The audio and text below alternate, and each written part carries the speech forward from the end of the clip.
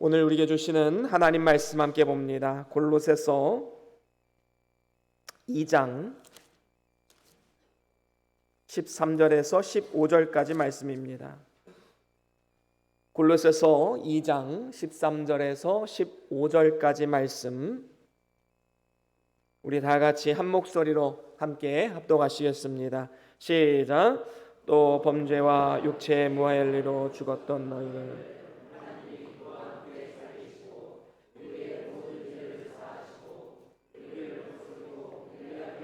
법조문으로 쓴 증서를 지우시고 제하여 버리사 십자가에 못 박으시고 통치자들과 권세를 무력화하여 드러내어 구경거리로 삼으시고 십자가로 그들을 이기셨느니라. 아멘. 우리 다 같이 말씀 들고 함께 선포합니다. 시작. 주의 말씀은 내 발의 등이요 내 길의 빛이 되십니다. 주여 말씀하옵소서. 주의 종이 듣겠나이다. 아멘. 아멘. 예, 오늘은 골로새서 2장 13절에서 15절 말씀으로 십자가로 이기셨느니라 라는 제목으로 함께 말씀을 나눠보길 원합니다. 우리가 예수님의 제자로서 이 땅 가운데 살아간다는 것 쉬운 일은 아니지요. 참 고난과 고통, 때로는 조롱을 당할 때도 있는 것입니다. 정말로 말씀대로 살려고 몸부림치면 칠수록 세상의 도전은 더욱더 거세지고 또 우리를 향한 조롱과 핍박은 더 심해질 것입니다. 나 자신과의 싸움도 있고요. 또 이 세상의 가치관과의 싸움도 있고 또 이 사단이 주는 가치관 그리고 세계관과의 싸움도 있습니다. 살든지 죽든지 먹든지 마시든지 모든 것을 주를 위해 사는 삶은 정말로 자기 십자가를 각오하지 않으면 힘든 이러한 영적 전쟁을 우리는 날마다 하면서 살아갑니다. 그런데 만약에 우리가 이 영적 전쟁을 피 흘리기까지 싸우면서 일생을 살아가다가 어느 날 죽음을 맞이했는데 부활이 없었다. 여러분 얼마나 불쌍한 인생입니까? 그래서 부활이 없다면 사실 우리는 이 자리에 나올 필요가 없습니다. 빨리 산으로 들러 나가서 인생을 즐기고 죽기 전에 뭐 하나라도 더 보고 더 여행하고 더 먹어보고 그래서 인생을 즐기는 삶을 살아가야 마땅한 것이지요.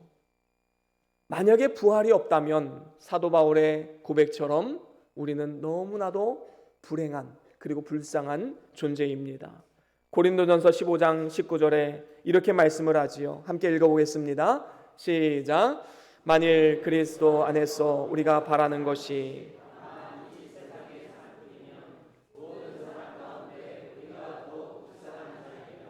그렇습니다. 만약에 우리의 삶이 이 세상으로 끝난다, 부활은 없다라고 한다면 우리처럼 불행한 인생이 누가 있겠습니까? 일평생 그 영적 전쟁 그리고 하고 싶은 거 하지 못하고 절제하고 그렇게 살아갔던 모든 것들이 다 헛된 것이 되고 마는 것입니다. 더 나아가서 기독교 역사 가운데 주를 위해서 목숨을 바쳤던 수많은 순교자들, 복음 전도자들 그분들은 이 세상에서 그 누구보다도 불행한 인생이 되고 마는 것이지요. 하지만 성경은 절대로 그렇게 말씀하고 있지 않습니다. 우리 그리스도인들은 죽도록 고난만 당하다가 이 세상에서의 삶으로 끝나는 그런 인생이 아닙니다. 부활이 있고 영생이 예비된 삶이라 라고 분명히 말씀하고 있습니다. 오늘 본문 말씀의 배경이 되는 이 골로새 교회에도 여러 가지 영적 전쟁이 있었음을 우리는 말씀을 쭉 읽어보다 보면 알 수가 있지요. 예수 그리스도의 복음을 전하고 믿는 것이 아니라 세상의 가치관과 철학 이러한 것들이 교회 안으로 들어옵니다. 야, 예수 믿어서 뭐하냐? 세상의 철학이 우선이지, 세상의 가르침이 우선이지, 세상 일이 우선이지. 그리고 또 어떤 사람들은 천사 숭배와 같은 여러 가지 이단들이 나타나게 되었습니다. 하나님을 믿고 예수를 믿는 것이 아니라 천사를 숭배하는 사람들이 나타나게 된 것이지요. 또 그리스도의 부활은 없다라고 가르치는 이 사두개인들이 나오게 되었습니다. 그러다 보니까 이 골로새 교회에는 여러 가지 가르침과 교훈들이 뒤범벅되어서 수많은 이 영적 전쟁을 감당해야 하는 이러한 교회가 되었던 것입니다. 이러한 영적인 상황 가운데 골로새 교회를 향해서 사도 바울은 이렇게 선포를 합니다. 우리 13절 말씀 한 번 더 같이 읽어볼까요? 오늘 본문 13절입니다.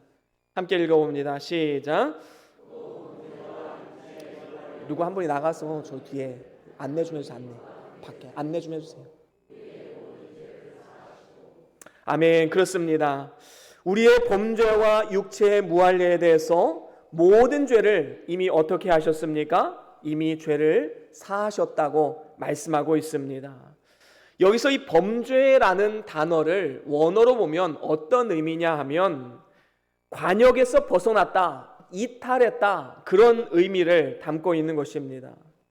여러분, 여기 관역이 있지요. 이 관역은 활 시위를 당길 때에 그 목표를 두고 이제 활 시위를 당기게 됩니다.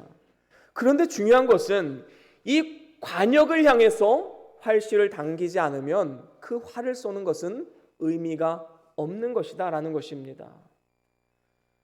마찬가지로 우리가 이 범죄라는 단어를 생각할 때에 세상적인 관점에서 어떤 양심적으로나 아니면 그 사람의 삶을 볼 때 이 사람은 법 없이도 살 것 같다, 그런 생각을 가질 때도 있지요. 그만큼 착한 사람들이 있습니다.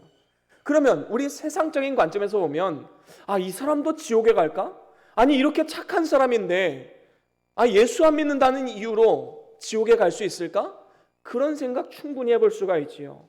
그런데 성경에 나오는 이 죄라는 것은 착하냐 안 착하냐, 아니면 나쁜 짓을 했느냐 안 했느냐, 여기에 관여되는 것이 아닙니다. 세상에서의 죄는 하나님이 정하신 그 관역에서 벗어난 모든 것들이 다 죄다라는 것입니다. 그래서 하나님의 관점에서 바라봐야 된다라는 것이지요. 그렇기 때문에 아무리 우리가 보기에도 법 없이 살아갈 것 같은 사람이라 할지라도 하나님이 죄인이다 라고 말하면 죄인일 수밖에 없는 것입니다. 여러분, 아무리 착한 사람이라 할지라도 마음속에 누군가를 미워하지 않아 본 경험이 아마도 없을 것입니다. 그러한 마음을 가지고 있으면 성경은 뭐라고 말합니까? 그것이 곧 살인죄다라고 말합니다. 여러분, 누군가를 미워하는 것도 살인죄인데 그러면 우리는 일평생 살인을 얼마나 많이 지으며 살아가고 있습니까? 그렇습니다.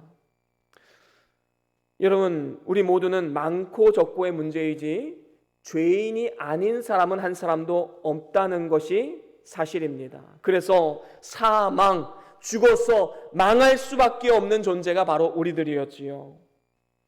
여러분, 사형수가 사형 선고를 받으면 그 사형수에게는 더 이상 소망이 없습니다.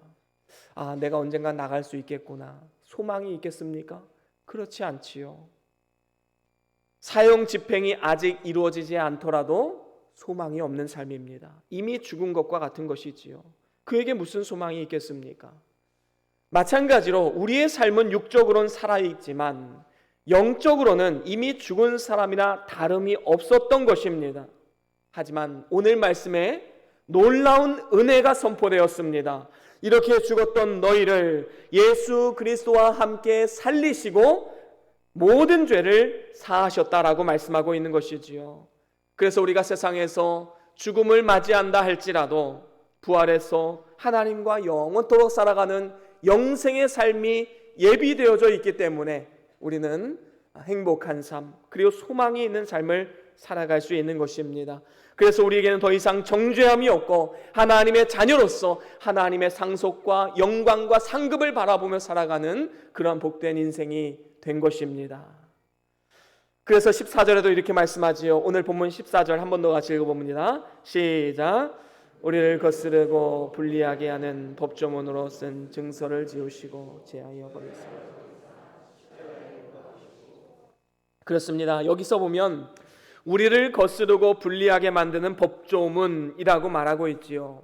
이것은 율법의 행위의 온전한 이행을 요구하는 법적인 채무증서입니다. 그러니까 우리가 만약에 세상적으로 빚을 지면 채무증서라는 걸 주죠. 그러면 이 채무증서를 가지고 있는 한 우리는 그 채무의 노예가 될 수밖에 없는 것입니다. 마찬가지로 이것은 사단의 정죄입니다. 그래서 야, 너 이거 안 지켰지? 그러니까 너 죄인이야. 너 말씀대로 안 살았지? 너 그러니까 죄인이야. 율법은 끊임없이 우리를 정죄하지요. 그래서 늘 죄인으로 살아갑니다. 마음에 짐을 지고 살아갑니다.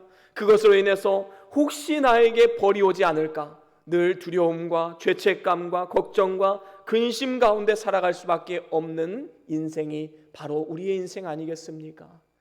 그래서 사람들이 귀신을 숭배하고 이방 종교를 숭배하고 이 모든 것들이 어디서 나오느냐? 그 마음속 깊이 숨어있는 두려움, 공포. 신이 있다면 신이 나를 죄를 범하게 하지 않을까? 신이 나를 벌주지 않을까? 그 고민, 그 두려움에서 바로 이러한 잘못된 숭배가 나오게 되는 것입니다. 그래서 뭔가를 해야지만 구원을 받을 수 있을 것 같고, 뭔가를 하지 않으면 허전한 마음이 들고, 이러한 현상이 나타나게 되는 것입니다. 물론 율법은 본래 선한 것이지요. 하나님께서 우리에게 기대하시는 바, 이 말씀대로 좀 살아봐라. 너희들이 하나님의 자녀이기 때문에 하나님의 자녀다운 삶을 한번 살아보아라. 그런 의미에서 우리에게 구약의 율법 모세오경을 주신 것입니다. 그런데 어리석은 인간은 어떻게 됩니까? 이 율법을 지킴으로만 구원받는다. 다시 말하면 율법주의, 오늘날로 따지면 행위 구원론자들이 나오게 된 것입니다. 그래서 초대교회 당시에 많은 크리스찬 유대인들이 이전에 관습을 버리지 못하고 예수의 이름만으로는 안 된다. 어떻게 예수만 믿음으로 구원받을 수 있느냐? 할례를 받아야 한다. 그리고 율법을 이행해야 된다. 다시 또 율법의 이행을 강조하는 법조문, 그 채무증서로 다시 돌아가는 어리석음을 범하게 된 것입니다. 그래서 이러한 사람들은 예수만으로 구원받는 것이 아니라 율법까지도 준수할 때에 온전히 의로워질 수 있고 온전한 구원을 얻을 수 있게 된다라고 믿고 있는 것입니다. 이것을 조금 어려운 말로 하면 신인합력설이라고 하지요. 하나님이 우리를 전적으로 택하시고 구원한 것이 아니라 하나님 반, 인간의 노력 반. 이것은 순수한 복음이 될 수가 없는 것입니다. 전적으로 타락한 우리 안에는 율법을 온전히 이행할 수 있는 능력이 우리에게는 없습니다. 율법을 꼭 지켜야 한다는 강경파, 바리새파 사람들도 정작 자신들은 율법을 모두 지키지 못하면서 사람들 앞에서 율법을 강요하고 율법을 지켜야지만 구원을 얻는다고 그렇게 가르쳤던 것입니다. 그게 위선 아닙니까?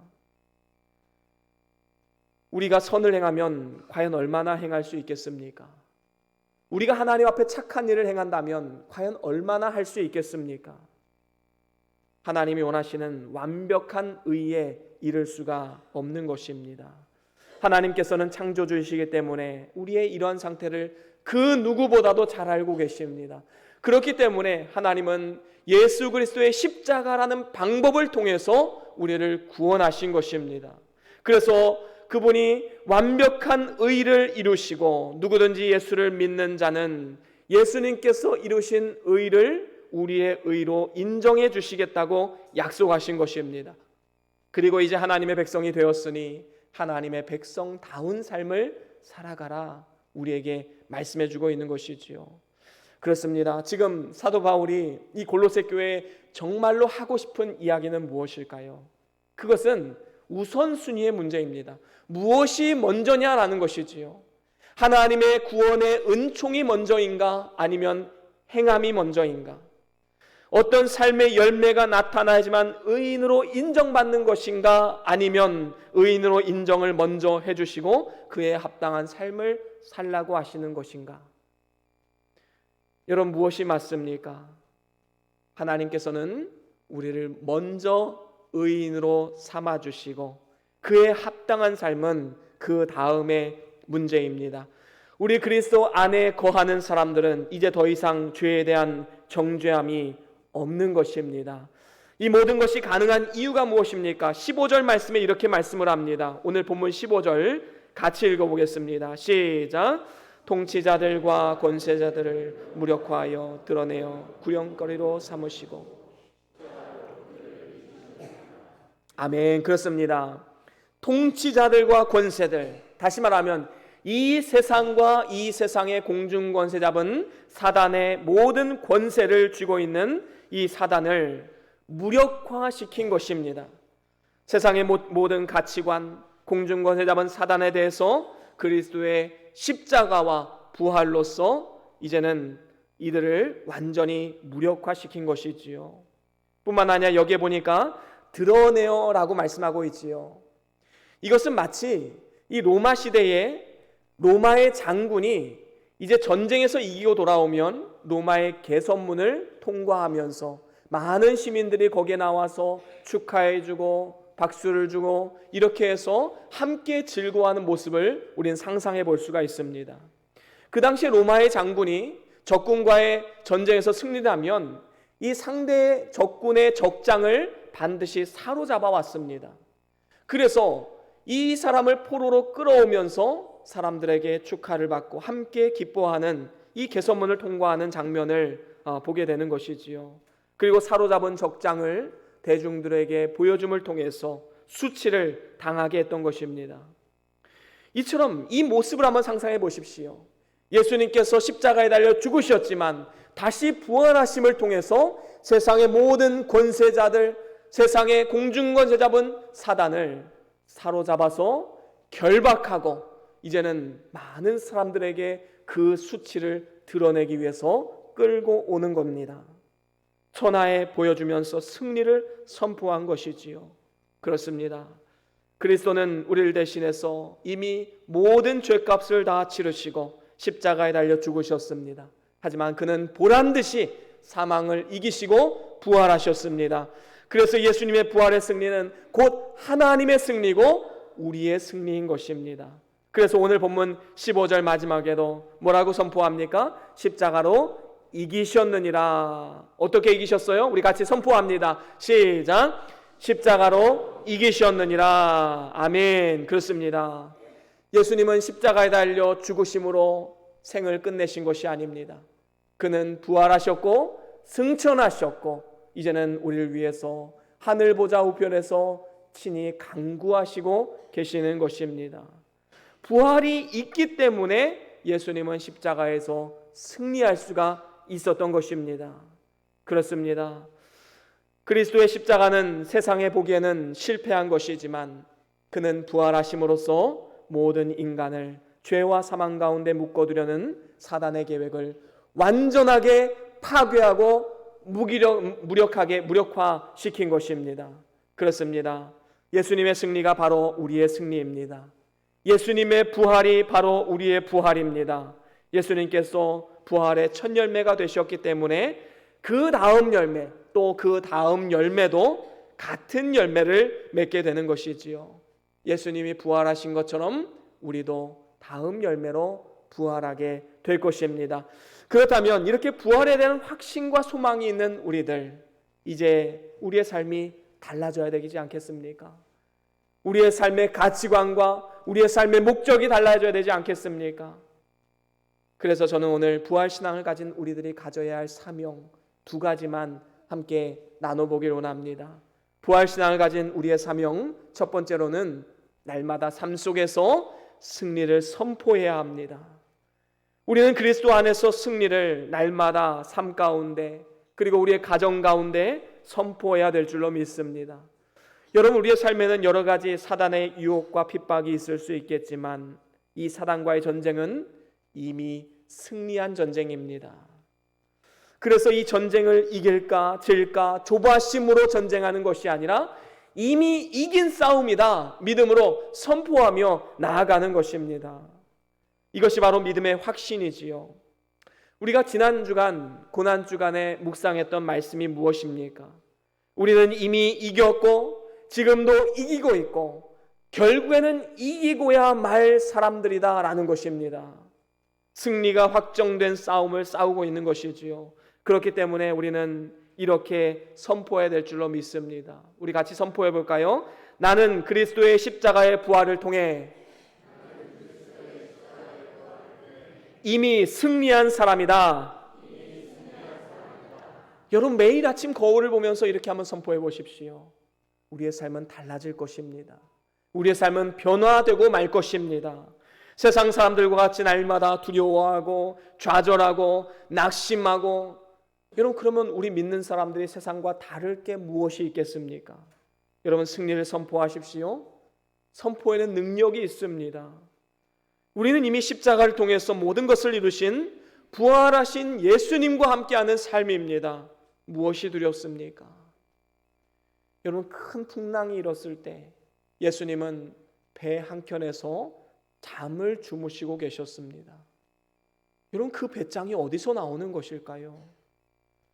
우리는 풍랑을 보면 안절부절하지 못하죠. 아이고, 어떻게 합니까? 이거 어떻게 해요? 이거 내가 못하겠습니다. 이거 내가 못 이루겠습니다. 그렇게 안절부절하지 못합니다.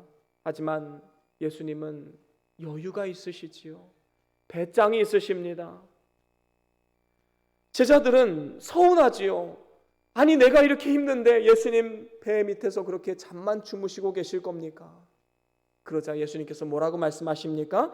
어찌하여 무서워하느냐, 믿음이 적은 자들아, 라고 말씀하면서 파도를 꾸짖으시고 풍랑이 잔잔케 되는 놀라운 이적을 경험할 수 있게 된 것입니다. 그렇습니다. 부활하신 예수님이 나와 함께 하시는 한 우리의 영혼은 안전합니다. 승리가 예비되어 있습니다. 우리는 그분만 묵묵히 따라가면 승리하게 되는 것입니다.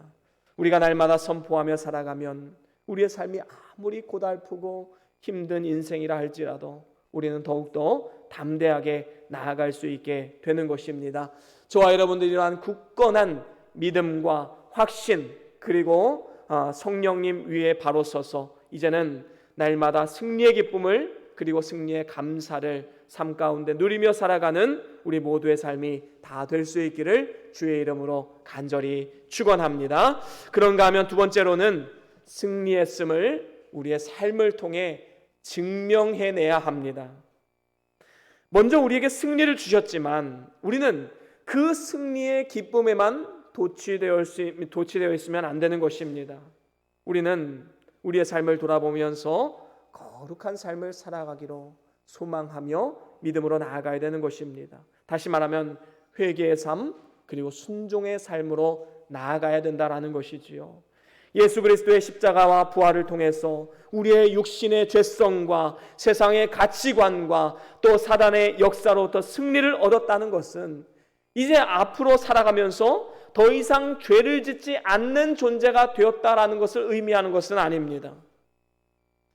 우리가 예수 그리스도의 승리가 나의 승리임을 믿고 구원의 확신을 가지고 믿음으로 나아간다 할지라도 여전히 죄의 역사를 경험하기도 합니다.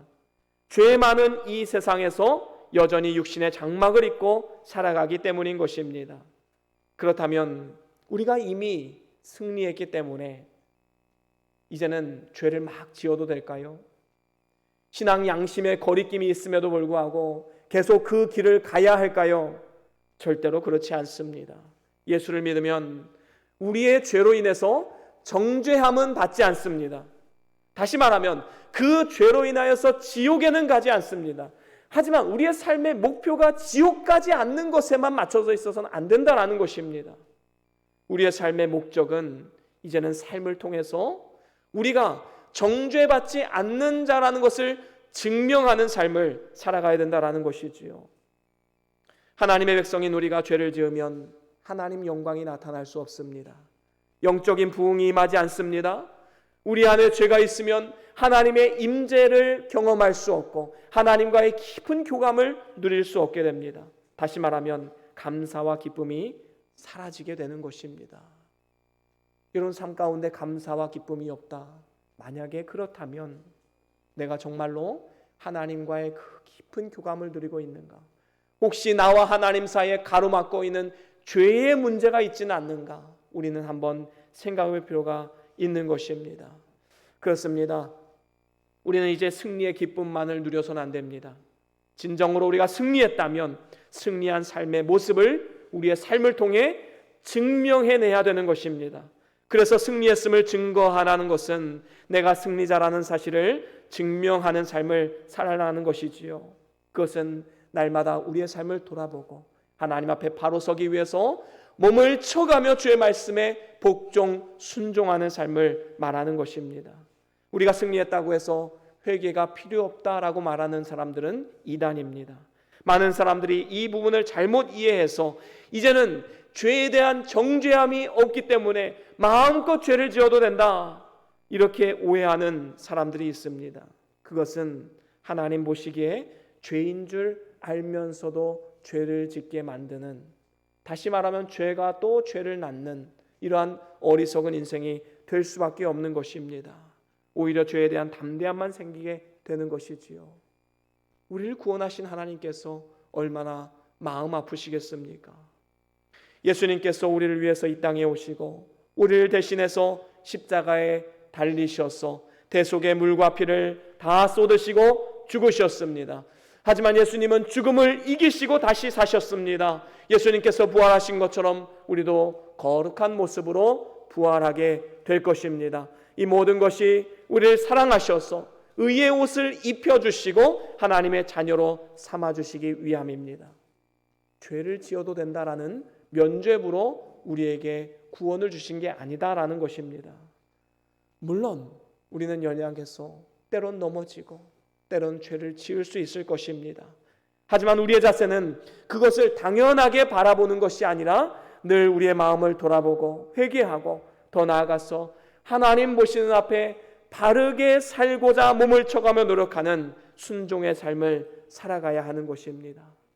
저와 여러분들이 이미 승리를 얻은 성도로서 하나님께서 기뻐하시는 삶을 살아가기로 날마다 결단하시고 날마다 성령님을 의지하여서 삶을 통해 우리의 신분을 증명해내며 살아가는 그러한 복된 삶이 다 될 수 있기를 주의 이름으로 간절히 축원합니다. 이제 말씀을 마무리합니다. 우리 그리스도인들에게 있어서 최고의 순간이 언제일까요? 그것은 우리가 주님 앞에 서게 되는 그날, 영화로운 부활의 몸을 입는 그날이 우리의 최고의 순간이 아닐까 생각해 보게 됩니다. 여러분, 아무리 삶이 고달프고 힘들고 또 세상의 핍박과 조롱이 있고 때로는 마음의 고통과 여러 가지 삶 가운데 고통과 신음이 있다 할지라도 영화로운 부활의 몸을 우리가 상상하며 소망 가운데 나아가면 우리는 넉넉히 이겨낼 수 있으리라 생각이 듭니다. 우리는 그날까지 계속해서 자라나야 합니다. 때로는 그 과정 가운데 큰 실패와 낙심을 맛보고 육신의 질병이 생길 수도 있고 사업의 실패가 생길 수도 있고 자녀들이 속썩여서 마음의 고통 가운데 있을 수도 있을 것입니다. 하지만 그 어떠한 것도 십자가와 부활을 통해서 이루신 천국의 소망과 기쁨을 빼앗을 수는 없는 것입니다. 이러한 기쁨과 소망으로 살아가려면 부활 신앙을 가진 자로서 사명을 감당해야 됩니다. 두 가지로 말씀을 드렸지요. 매일의 삶 가운데 승리를 선포하십시오. 매일 아침마다 승리를 선포하십시오. 하루가 달라질 것입니다. 1년이 달라질 것입니다. 또 한 가지, 십자가 부활을 통해 승리한 삶을 날마다 증명하십시오. 증명하는 것은 우리의 삶을 쳐서 주의 말씀에 복종시키고 날마다 삶을 돌아보고 회개하는 삶입니다. 저와 여러분들이 이 두 가지를 꼭 기억하시고 이 땅을 살아가는 동안에 우리에게 당면한 모든 영적 전쟁에 승리하시고 하나님을 기쁘시게 하는 삶을 살아가는 축복의 삶이 다 될 수 있기를 주의 이름으로 간절히 축원합니다. 우리 다 같이 함께 기도하시겠습니다.